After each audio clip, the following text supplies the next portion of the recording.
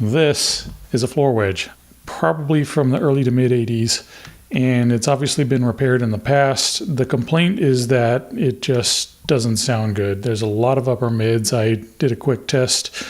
Now, what I need to do here is make these usable while spending the least amount of money possible. I'm not doing a full restoration. These are never going to sound great. They're never going to look great, but we can at least make them usable. So first thing we need to do is start tearing into it. If you ever get the temptation to use a slotted screw on speakers, don't even think about it. Throw them away, because what happens, especially on these shallow ones, is when you try to unscrew them, it often just slips, and if you're near a speaker, the driver will go right into it.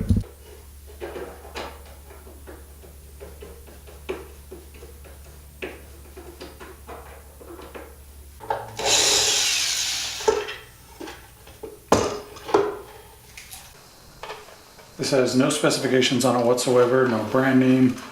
I tested the other one. It seems to be 16 ohm, but I don't know what its efficiency is, what its frequency response is, so I'm just going to not use these. So there's basically one screw holding this speaker in place.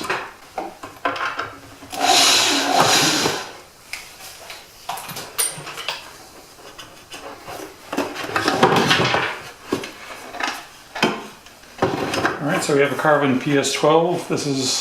It's a decent speaker. So it was most likely rebuilt probably late 90s, early 2000s, probably the guess of it. So what we can do, I do know what this is, I can get the specifications on it, and I can find a tweeter that matches.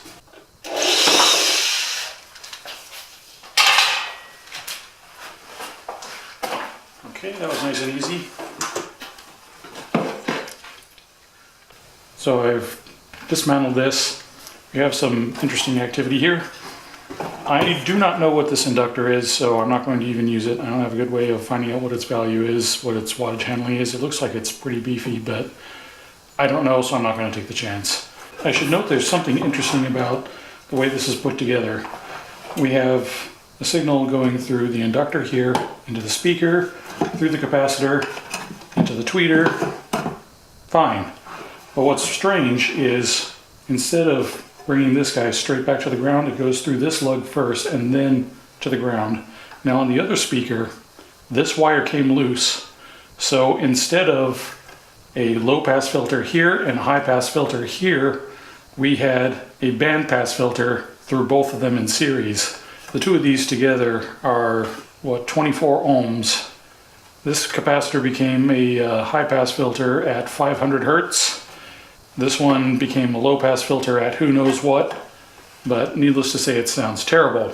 There's most likely significant overlap between the woofer and the tweeter.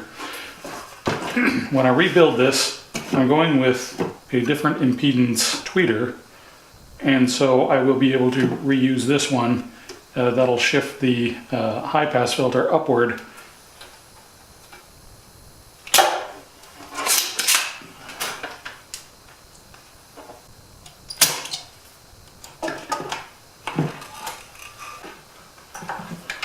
On the other speaker, I had to remove these jacks entirely because they were completely stripped.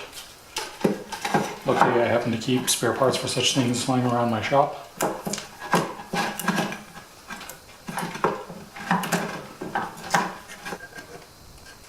It's not wrong per se.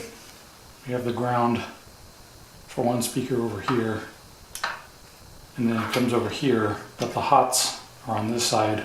We have one wire that's junctioned just out in the middle of no man's land, headed out to everywhere else. I would prefer to have everything tied to one jack and then leap from that one over to the other jack. I hate this stuff.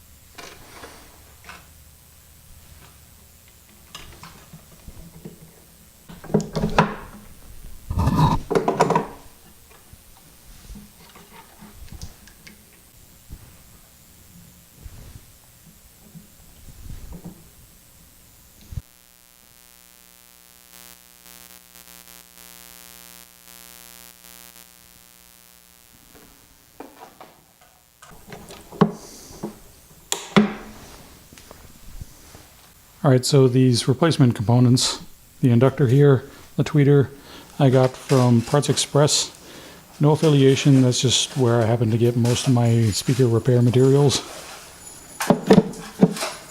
They have a pretty wide variety, decent pricing. So yeah. So before I solder these, I need to test my polarity.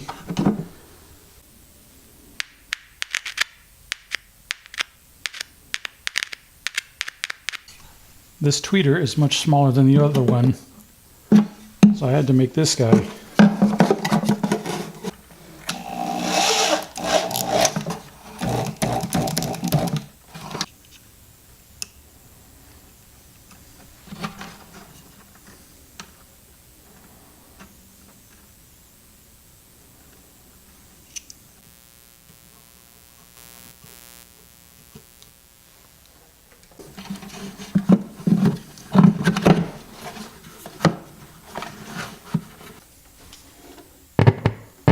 Okay, I've replaced the old screws that were holding the speaker in place with Phillips. All right, we got this bad boy put back together, and now we have to test it.